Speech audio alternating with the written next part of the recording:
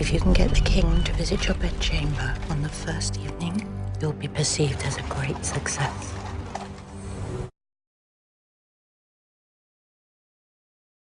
Yes, so far it's been a huge success, and we had a feeling that we were doing something that we would be pleased with while we were doing it, but we never know. And then when we saw the film, I think everybody was very relieved, and we saw a Danish film that we have not done before. It doesn't look like a Danish film, it doesn't sound like it, and we were just very pleased that we made something rather unique for our country at least. I knew the basics, and I knew quite a few details as well, but I did pick up a couple of books and read them just to be sure, and get inspired by little details that I might be adding to the character and might not, and but I did know the story from the beginning. I was an innocent, married simply for political union.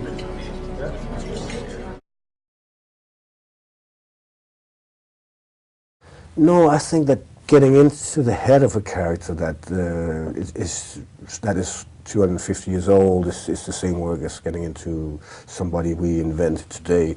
This was a very modern man, and he's probably got feelings like you and me, but he was fighting for something that was not existing at the time, and I think that is we can make a parallel to a lot of things today. So I didn't see that as an extreme challenge just because it was from 1770s. Yeah, our approach, I mean, there's very many different versions on how selfish was he, how much was he doing it for his own benefit, and how much was he doing for the nation. We can only guess how it was in reality. But in our version, he does love the king, but he also needs to fix the country, and he also needs to have an affair with the queen.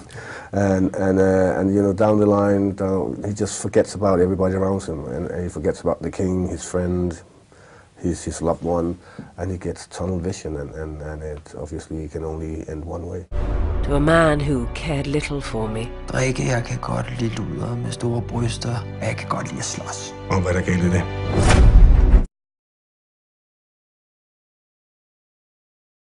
Well, I do think that every time you play a good guy, you have to find something dislikable about him, and vice versa. And in this case, as you say, he is a good guy, he's doing the good thing, but the way he's doing it might not be as clean as we wanted it to be. I think that dualism has to be in every character. If you can put it in there, you're happy. If you can't, well, that's how it is sometimes. Well, it's crown jewels, it's treasures, you know, from our national history, and what could I compare it to? Somebody who'd made a film about Lady Diana, I guess. It is something that is very close to people's heart, and it's also something that really shaped the modern Denmark.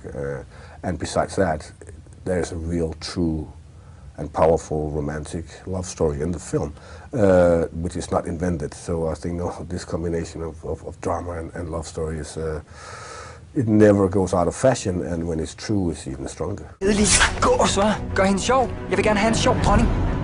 As Struense's influence grew, his grip on the king tightened. Jeg tror, du kan blive en fantastisk konge, Christian. But while he gave Christian back his mind, what he gave to me was more powerful and far more dangerous. Well, yeah, I mean, Dogma did place Denmark on the map, and we became famous for shaking the camera up and down and saying words that nobody understood. But among these films, some of the films were fantastic, and it did place Denmark on the map. But having said that, there's always been a tradition of doing other kind of films, and some of them have been traveling and some have not. And this is kind of like a budget that is reaching the sky, as we can say in Denmark. It's £6 million, which is an enormous amount in Denmark, and it does look like something that is from here, or from America, and we do still take the strong tradition of the way of acting into this kind of film, and hopefully we'll see more of that. Yeah. It was a walk in the park.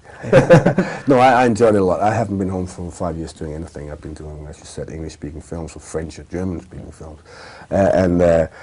Well, that at least was one thing I didn't have to think about when I came back, but it was still a different kind of film, as you said. It was a different approach, so it wasn't a walk in the park, but it was nice to come back.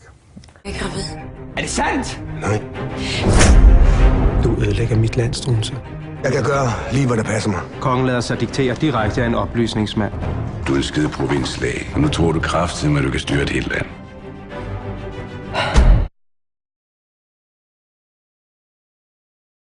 It is quite surprising, actually, because it's been around for now 250 years, and it's always been extremely dramatic, and everybody knows about it. But how to attack it has been the big issue, and they've made several attempts and stopped again, but then Nikolai came up with this script, and that was the right angle, and all of a sudden, it was a reality, and we made it.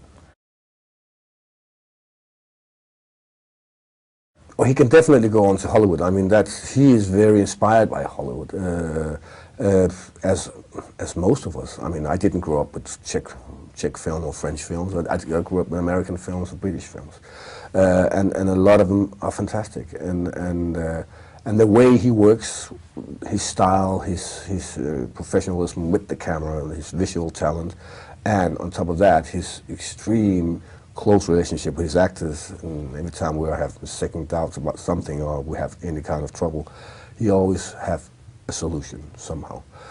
So that combination will bring him very far, I'm sure.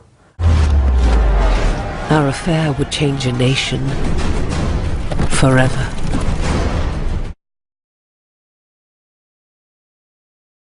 We were socializing a lot off set. We were like stuck in Czech Republic, and we were filming, and in the evening and discussing what we're going to do tomorrow and how we're going to approach it. But it was interesting because normally I'm the young one. I'm always the kid in anything I'm doing. But all of a sudden I was the old one, you know. And here they were, these two extremely talented young people, but they were just open-spirited, great talents, and they were working just like they've been working their whole life. Yeah, and it was just the process of almost playing it through.